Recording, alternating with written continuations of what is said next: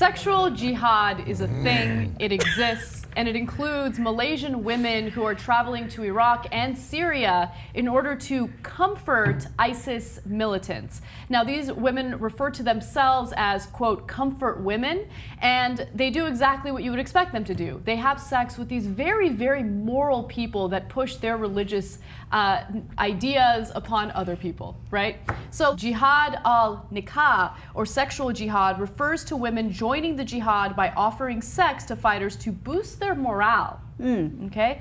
This concept may seem controversial, but it has arisen, it has arisen as certain Muslim women here are showing sympathy for the ISIS struggle. Besides the three Malaysians, Sunni Muslim women from Australia and the United Kingdom have also joined up with ISIS. The sexual jihad is much better than jihad al-nikah. I like that. I wasn't in the morning meeting this morning. I had another meeting, so I like that you guys, we debate what to label in those morning meetings.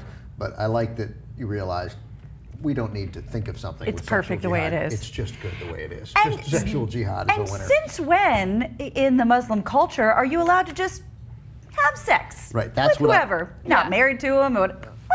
When did that get established as okay? It's funny because they love to manipulate people using their religion in ways that are convenient for them. But when it comes to their own sexual needs and desires and urges, it's all about, hey, you know what? It's cool. You know, we need to boost our morale. You're literally doing the Lord's work. Yeah, I mean, a word of caution to the Malaysian women joining the fight here by providing comfort to the Islamic State fighters. These are guys who you are well aware are quite capable of, I presume, killing a woman for sleeping with more than one man at a time. Yeah. So, rack up as much money as possible and send it home, because I wouldn't imagine that this is a base wherever these guys are, where you're going to find consistently a lot of guys who are thinking that this is okay. Yeah. There is a woman for every man out there. Yeah. There is I read stories like this and I get so angry because, look, maybe they've been brainwashed, but maybe there's also the draw of the excitement and the violence and something completely different from what you've experienced. These are the ultimate bad boys, and they're winning.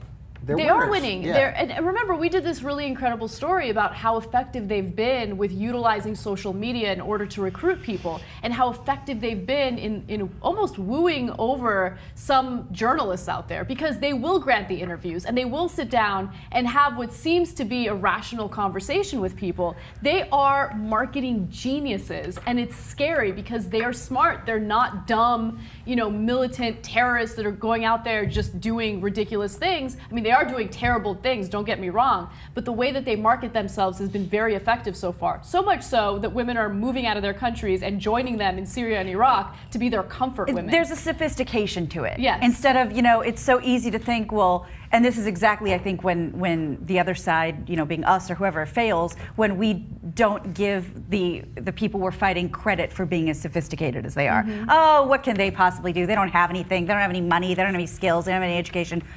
They do, and they do. Yeah. Right, that's right. But I think what Gina and I were getting at is that all it's going to take is one guy to think, there might be there's a woman for every guy, except some of these guys are going to think, this is immoral, this is wrong, and you know what I'm going to do? I'm going to cut the comfort women's heads off tonight. Yeah. I would advise against it. Yeah, and let's call it what it is. I mean, I don't know, are they calling themselves comfort women? Because that brings up ideas of chamomile tea and a blankie, and there is going to be none of that. This is all sex. You seem to be able to, or unable to, escape your American perspective, okay? Comfort to us is very different from comfort for them, okay? They want the punani. Nobody's getting noodle soup. While they preach their morality to other Got people. it. Check. I did not think it had anything to do with chamomile tea and a blankie. And that... what does comfort mean in your house, Ben? I'm not really comforted by either of those things.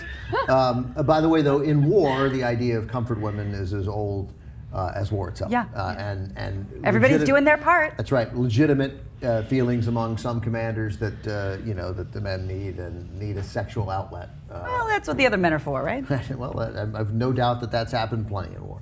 There's going to be a movie called Sexual Jihad. I mean, there's going to be It's going to be a porn movie. Yeah, absolutely. It probably already exists. If you can already think about it, it's there. It's in that market. Oh yeah, you wanna do a quick Google search? And while we're doing this, and this is wildly inappropriate and off the subject, in terms of porno names that have yet to be established, there's a new sandwich at Arby's called Meat Mountain. So if anyone's in homosexual erotica, That maybe sounds check out Meat delicious. Mountain. Jesus.